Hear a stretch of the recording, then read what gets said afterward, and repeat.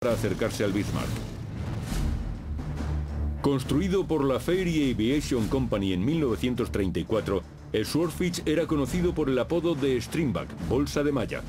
Era un avión ligero de estructura metálica recubierto de lona y llevaba una tripulación compuesta por piloto, observador y artillero posterior. Además, al ser biplano, poseía una gran sustentación que le permitía despegar en el corto espacio de las cubiertas de los portaaviones. Al comienzo de la Segunda Guerra Mundial, se consideraba que el Swordfish era un avión que había quedado obsoleto. Puede que estuviera anticuado, pero era el mejor. Era muy maniobrable, incluso a bajas velocidades. Podía volar a unos 110 kilómetros por hora y aún así no representaba problemas en su manejo. El armamento principal del avión era un torpedo Mark XII de 457 milímetros, con una potente carga explosiva de 175 kilos de TNT. El año anterior, el Swordfish había hundido 5 acorazados en la bahía de Tarento, Italia, contribuyendo a validar los nuevos conceptos de guerra naval. Los aviones eran capaces de vencer a los acorazados. Ahora, una escuadrilla de 8 Swordfish se dirigía al Bismarck. La escuadrilla se dividió en 3 grupos. Volando en fila india, picaron hasta 60 metros de la superficie, acercándose al objetivo y desplegándose después en paralelo para dividir el fuego antiaéreo.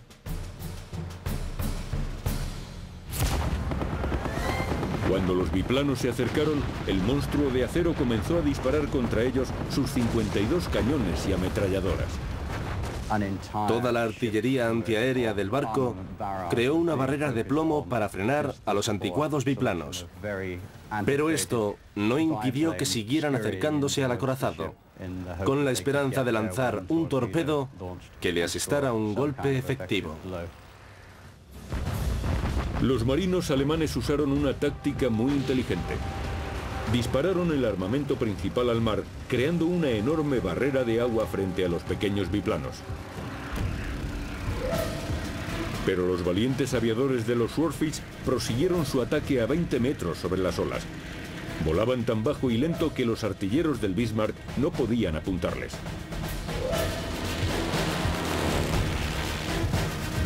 Los pilotos de los Swordfish apretaron los disparadores de los torpedos. Y los Mark XII cayeron al agua.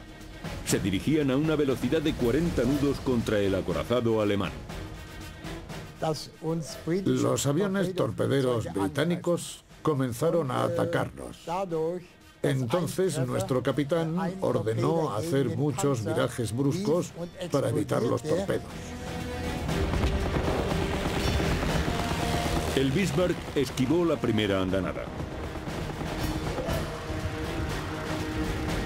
Pero entonces, un Swordfish pilotado por el teniente Percy Yick, en el que volaban el artillero Lee Sayer y el navegante VK Norfolk, le lanzó su torpedo.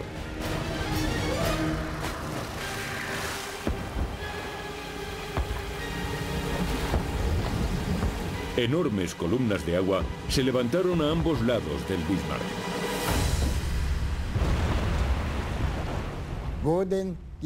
Un torpedo explotó contra el cinturón blindado. La enorme explosión nos derribó e hizo que se activaran las válvulas de parada de las turbinas. Teníamos que darnos prisa en volver a poner en marcha los motores. Durante el ataque, el contramaestre Kurt Kirchberg salió despedido hacia la catapulta de los aviones y murió. El Bismarck había sufrido su primera baja. Pero el torpedo solo alcanzó el grueso cinturón blindado e hizo muy poco daño a la estructura. Tras lanzar su único torpedo, los Swordfish se ocultaron entre las nubes y regresaron a su portaaviones. No obstante, los aviadores habían dejado un mensaje. Mientras el Bismarck permanezca a la vista, Toby continuará lanzando ataques aéreos. A bordo del Bismarck, el almirante Luyens tenía una única preocupación: sacudirse los barcos británicos de su popa. Luyen sabía que los barcos enemigos navegaban en zigzag para evitar posibles ataques de los submarinos alemanes. Cuando estuvo lejos del enemigo, el Bismarck hizo un fuerte viraje a estribor, volviendo sobre su propia estela. Los británicos perdieron el contacto por radar y rebasaron al barco alemán. Durante unas horas, los operadores británicos de radar se afanaron por restablecer el contacto, aunque sin éxito. A las 5 de la mañana, 24 horas después del hundimiento del Hood, los cruceros enviaron un escueto mensaje a Toby: perdido contacto con el enemigo. El Bismarck y Luyens habían desaparecido. Toby volvió entonces sobre sus pasos. Era como si los dos animales estuvieran jugando una partida de ajedrez y por ahora ganaba Luyens. El mayor acorazado del mundo se dirigió sin ser detectado a resguardarse en los puertos de la Francia ocupada, mientras se mantenía oculto en la mar gruesa del Atlántico Norte.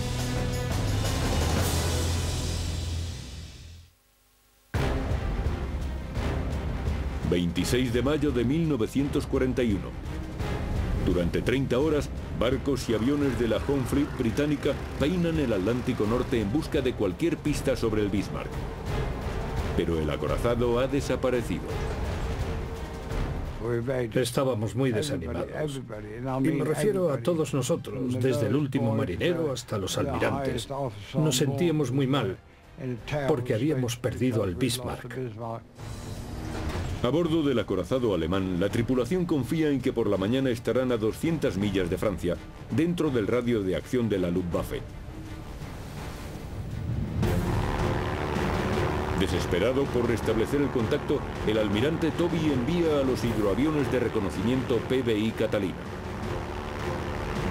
Son aviones norteamericanos prestados a los británicos para ayudarles en su esfuerzo bélico. Su increíble radio de acción de 400 kilómetros los hace ideales para el reconocimiento a larga distancia. Peinan el mar durante horas y a las 10:30 de la mañana, 36 horas después de haber perdido el contacto, un Catalina divisa un punto oscuro moviéndose en el agua. Por fin, el Bismarck ha sido encontrado. El Bismarck fue descubierto aquí, a 700 millas de la costa francesa. El grupo del almirante Toby se encuentra aquí, a 130 millas al norte. Toby debe conseguir que el Bismarck aminore su marcha para tenerlo a su alcance. El grupo conocido como Fuerza H navega a toda máquina desde el sur con el portaaviones Ark Royal. Se mantiene en una posición perfecta para esta misión. 26 de mayo de 1941, 7 de la tarde.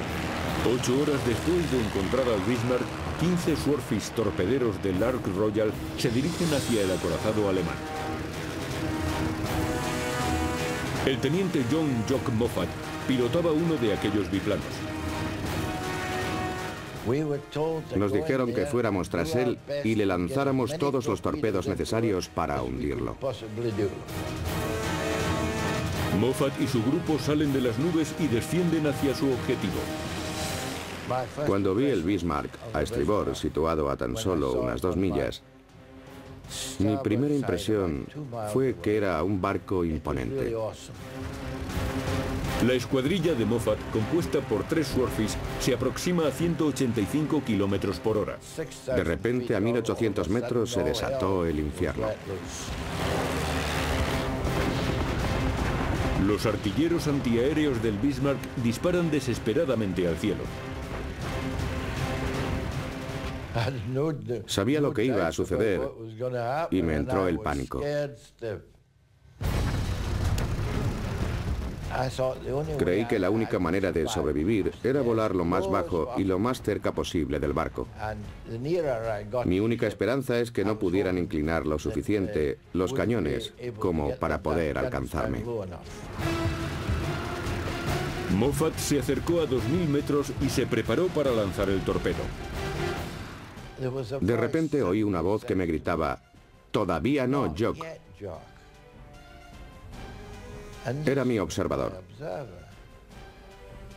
Yo no entendía por qué, y le pregunté qué pasaba. Pero él me seguía diciendo que no lanzara todavía. Entonces volví la cabeza hacia la derecha y miré por el rabillo del ojo.